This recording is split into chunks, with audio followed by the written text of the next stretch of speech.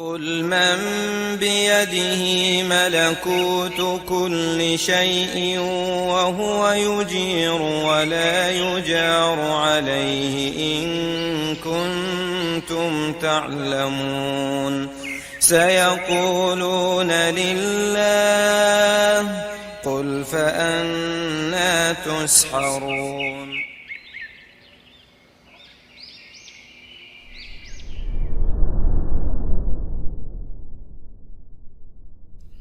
Kemudian kita lanjut ke sunnah-sunnah wudu kita. Ya. Ke sunnah-sunnah wudu. Kita mulai di sunnah wudu, dikatakan oleh Syekh Al-Hajjawi rahimahullah taala, wa min sunanil wudu'i as-siwak wa ghuslul kaffaini thalathan. Baik. Ya. Pertama, di antara sunnah-sunnah wudu yang pertama adalah as-siwak. Ya. Kata Nabi SAW, umirtu laula an asyqa ala ummati la amartuhum bisiwaki inda kulli wudu, dalam satu riwayat. Seandainya tidak aku beratkan atas umatku, maka aku akan merintahkan umatku mereka untuk bersiwak di setiap wudu, maksudnya sebelum wudu. Maka di antara sunnah wudu siwak. Taib, apakah bisa dikiaskan atau bisa hukumnya sama sebelum setiap wudu, setiap sebelum wudu, yaitu sikat gigi pakai pasta, pakai odol? Maka jawabannya tidak. Orang yang melakukan sikat gigi sebelum wudu itu tidak sama dengan orang yang bersiwak sebelum wudu. Ya. Apalagi wudu itu bisa aja lebih dari 5 kali sehari.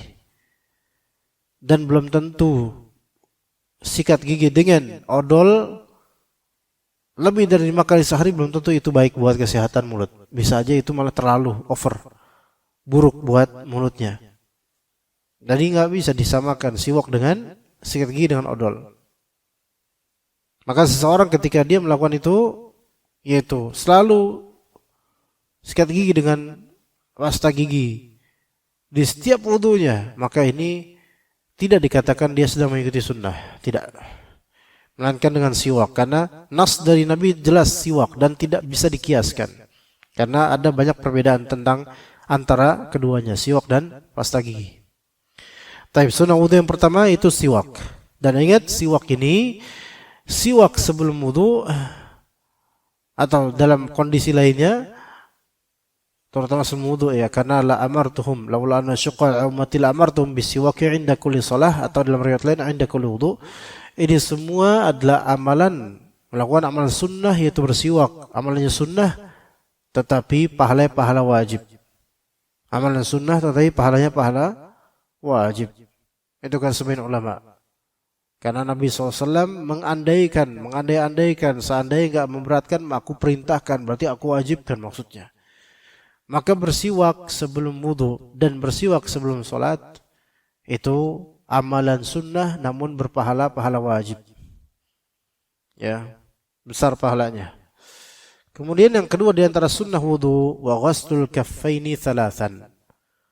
Ya, wa ghuslul kaffaini thalathan. Dan yaitu membasuh, mencuci kedua telapak tangannya 3 kali sebelum wudu. Ini sunnah. Mencuci kedua telapak tangannya 3 kali sebelum wudu. Ini sunnah 3 kali. Dan kata para ulama juga walaupun sekali itu juga sunnah, namun lebih utama sampai 3 kali. Walaupun di basuhan atau cucian pertama untuk tangan belum sampai 3 kali, cucian pertama itu setelah terjadi tahaqquq taharah, yaitu sucinya tangan udah terwujud. Jadi sekali ini udah bersih. Namun tetap kalau dia lanjut 2, dia lanjut 3, itu lebih sunnah lagi, lebih bagus lagi. Ya begitu. Maka di antara sunnah membasuh, mencuci tangan, telapak tangan 3 kali. Ya bahkan sampai sekali doang pun itu termasuk sunnah sebelum wudu. Bukan menjadi kewajiban atau rukun dalam wudu. Kecuali bisa menjadi kewajiban. Kecuali ketika apa? Ketika dia melihat ada yang najis di tangannya, maka mencuci kedua telapak tangan itu hukumnya wajib. Yang mencuci kedua telapak tangan hukumnya wajib, bukan sunnah lagi. Adapun kalau dia merasa nggak ada masalah di tangannya, maka disunahkan membasuh tangan sekali dan paling afdol adalah 3 kali. Wa yajibu min naumi lailin naqidhin liwudu'in. Nah, dalam mazhab Hanbali wajib membasuh atau mencuci 3 kali telapak tangan karena tidur malam yang membatalkan wudu. Ya, ini termasuk mufradat mazhab Hanbali ini. Wajib membasuh 3 kali telapak tangan karena tidur di malam hari, yang mana tidur itu membatalkan wudu, bukan tidur kecil-kecilan, bukan tidur banget, ya tidur nyenyak di malam hari khusus. Karena ini berdasarkan hadis Nabi SAW.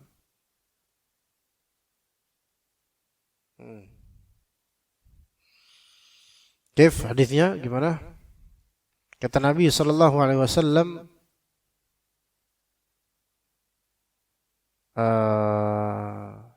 "Idza istayqadha ahadukum min naumihi fala yaghmiz yadahu fil ina'i hatta yaghsilaha thalathan fa innahu la yadri ayna batat yaduhu."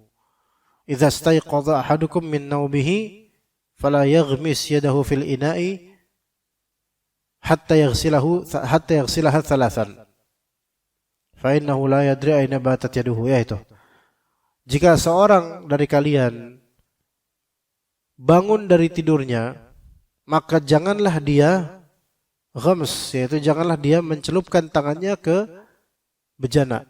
Ingat zaman ketika itu orang masih wudu di wadah di bejana, enggak di keran. Nah, ini bedanya. Jangan dia celupkan tangannya ke bejana dulu, karena dia baru habis tidur tadi. Sampai dia bersihin, cuci tangannya 3 kali. Ini dalam hadis. 3 kali. Baru setelah 3 kali dia boleh apa? Mencelupkan tangannya ke air bejana itu. Fa innahu la yadri aina batat yaduhu, karena dia tidak tahu di mana tangannya batat, bermalam. Bata yabitu, bermalam. Maka dengan lafal bata di sini dalam riwayat Imam Ahmad, lafal bata di sini menunjukkan ini hanya khusus hukumnya setelah tidur malam. Ya. Namun kalau mau ditarik lebih spesifik lagi, semestinya hukum wajibnya membasuh 3 kali sebelum wudu ini bagi salah satu pendapat mazhab Imam Ahmad, ini sebaiknya ditambahkan dengan taqyid atau ikatan bahwasanya seseorang diwajibkan ketika apa? Dia mau ngambil air di bejana. Adapun kalau sekarang kita kan wudu pakai apa? Pakai air keran, pakai keran. Maka wallahu alam, sekalipun misal kita ikut pandangan mazhab Imam Ahmad dalam masalah ini wajib 3 kali, tetapi manat dan juga letak pengajiban itu atau sebab pengajiban itu tidak terwujud pada orang yang berwudu dengan air keran. Ya, karena ibrahnya kenapa sampai 3 kali harus dicuci? Ibrahnya agar tidak terjadi yang dikhawatirkan, yaitu khawatirnya apa? Ini tangan kan nggak tahu tadi malam kemana, kena najis atau enggak gimana. Kalau tahu kena najis, kalau kita langsung celupkan di air bejana itu dikhawatirkan akan mempengaruhi air tersebut. Kan ibrahnya di situ, sehingga air tersebut terkontaminasi dengan najis.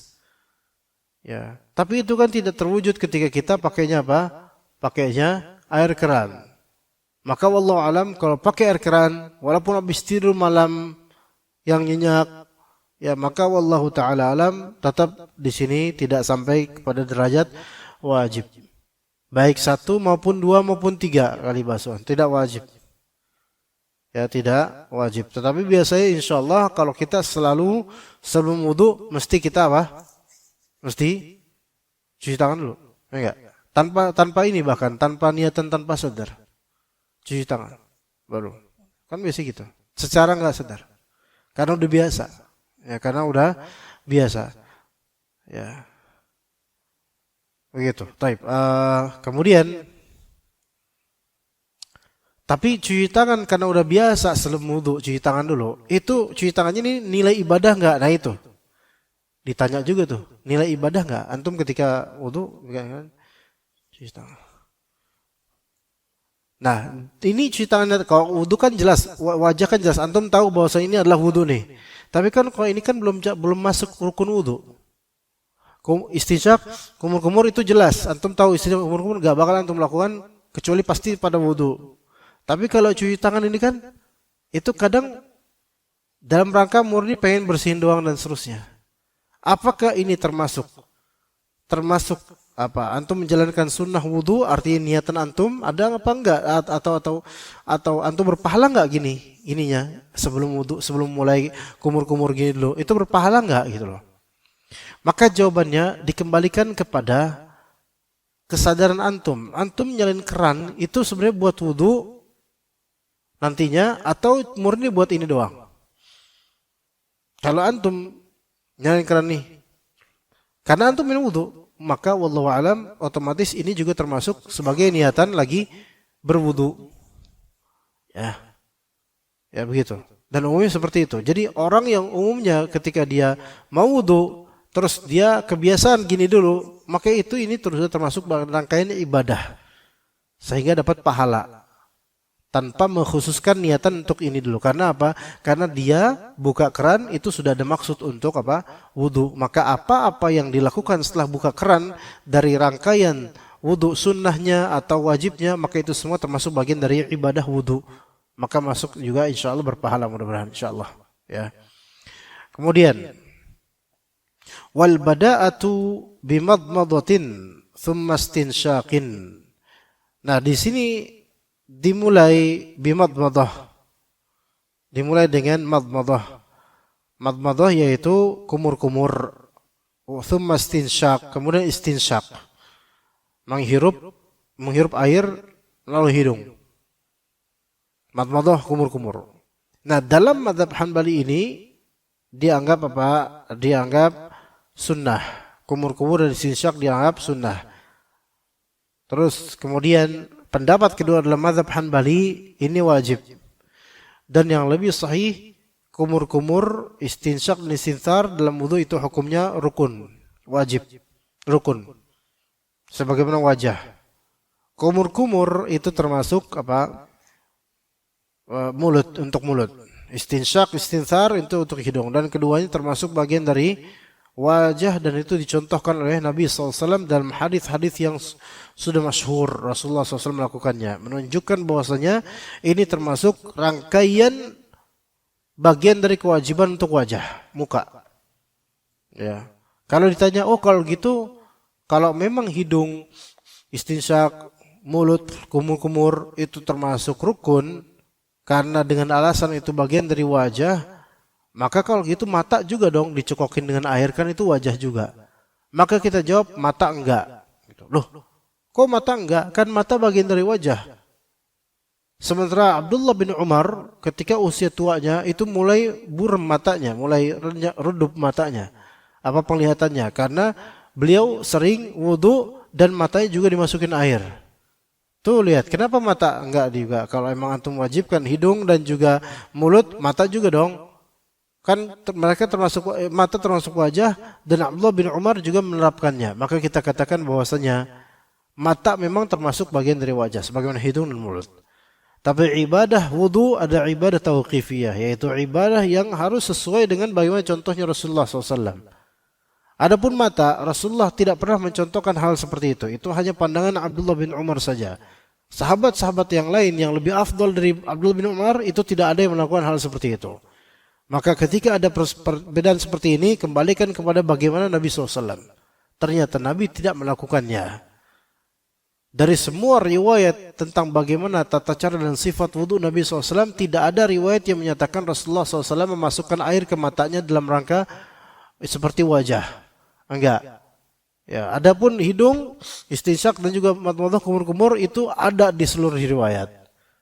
Ya, maka wallahu alam pendapat yang lebih sahih bahwasanya kumur-kumur dan istinsyak serta istinthar itu merupakan apa? Rukun seperti wajah, dan bahkan itu termasuk bagian dari faghsilu wujuhakum. Basuhlah wajah kalian. Taib, sunnahnya 3 kali dan 2 atau 3 kali. Wajibnya sekali. Maka kalau misalnya kumur-kumur itu dengan tangan kanan hirup. Kalau misalnya istinsyak, hirupnya dengan tangan kanan dan ngebuangnya dengan tangan kiri. Sedikit ditekan sedikit bagian ini biar lebih sempit, dan ketika keluar itu lebih serius lagi gitu, lebih kerasa keluarnya. Ya, jadi gitu. Ya, seperti itu. Ya, tata cara. Ya, tata cara ini kanan dan ini kiri itu sunnah. Namun masuk ya kumur-kumur dan juga istinsyak itu wajib, rukun. Jadi kalau misalnya dibalik dengan tangan balik, ini malah dengan tangan kiri, ngisap dengan tangan kiri, ngirupnya dan buangnya dengan tangan kanan, walaupun ini kebalik tapi ini enggak masalah. Yang penting terwujudlah istinsyak dan juga kumur-kumur itu.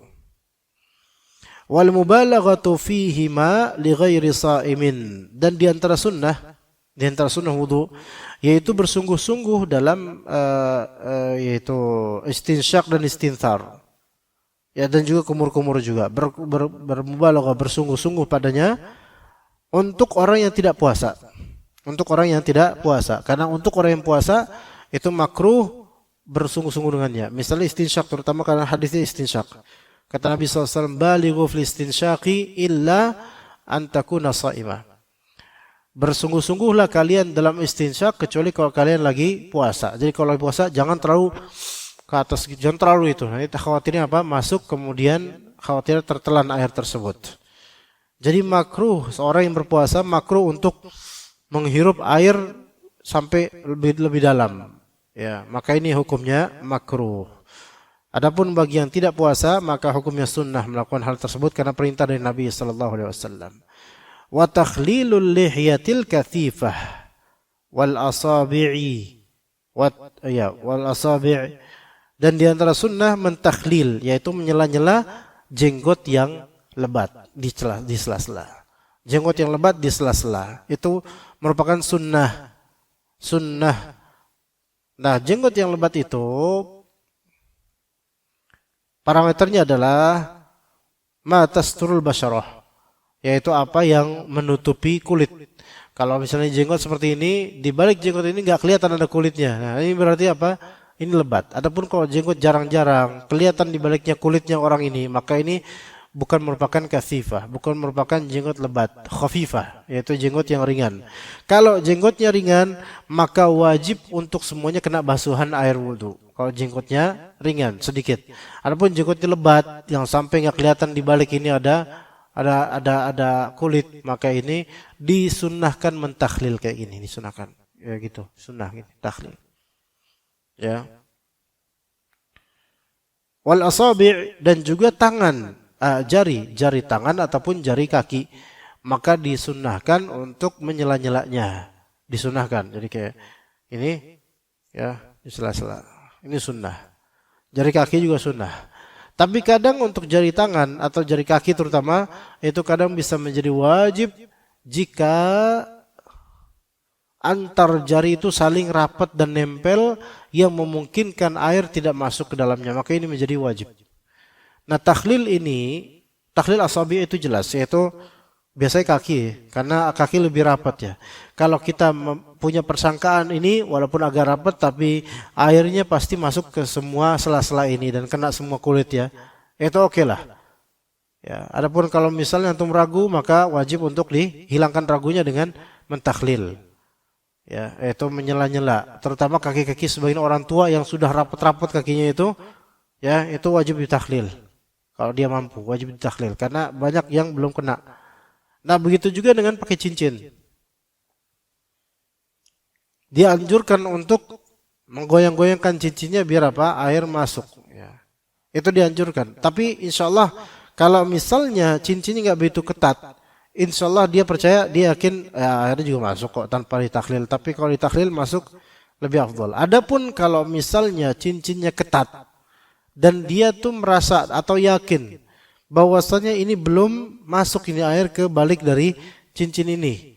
Kulit yang di dalam cincin ini, kulitnya ini kering gitu loh, nggak kena air, maka wajib untuk ditakhlil atau digoyang-goyangkan, tahrik, atau dilepas dulu untuk supaya masuk air begitu.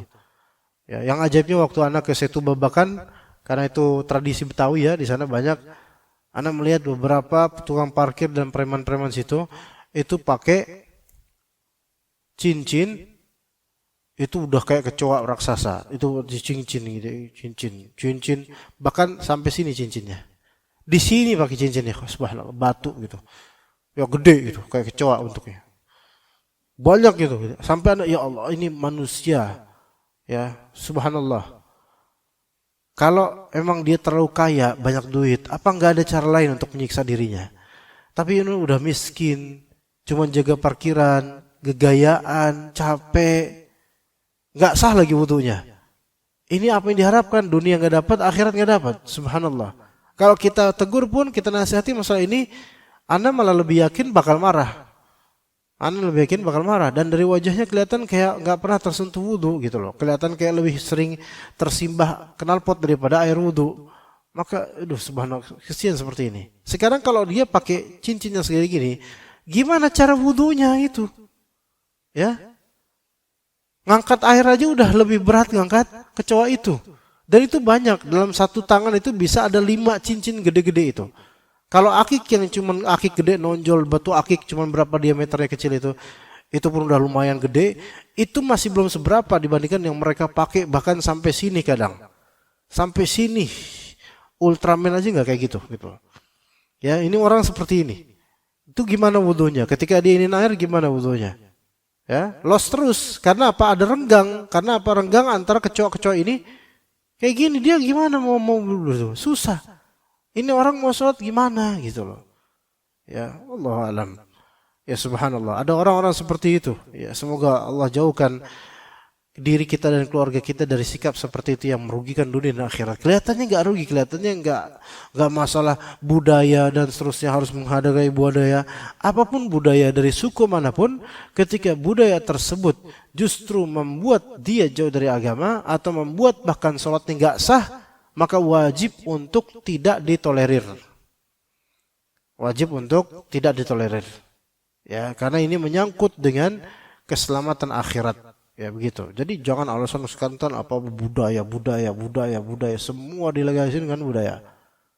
Ya, kemudian budaya kuda lumping ya. Dimasukin apa kan masukin jin. Itu benar, kuda lumping memang dimasukin jin itu, ada pawangnya. Kemudian dengan alasan budaya ini enggak apa-apa. Kemudian ada juga yang sekarang tuh di Jawa Tengah atau Jawa Timur loh, Pak. Yang kesurupan kuda lumping kayak gitu-gitu.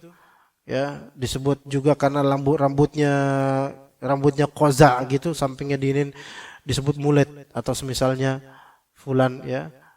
Sampai para perempuan muda itu pengen selfie sama dia karena apa? Karena dia hebat dalam melakukan atraksi dan pertunjukan kesurupannya.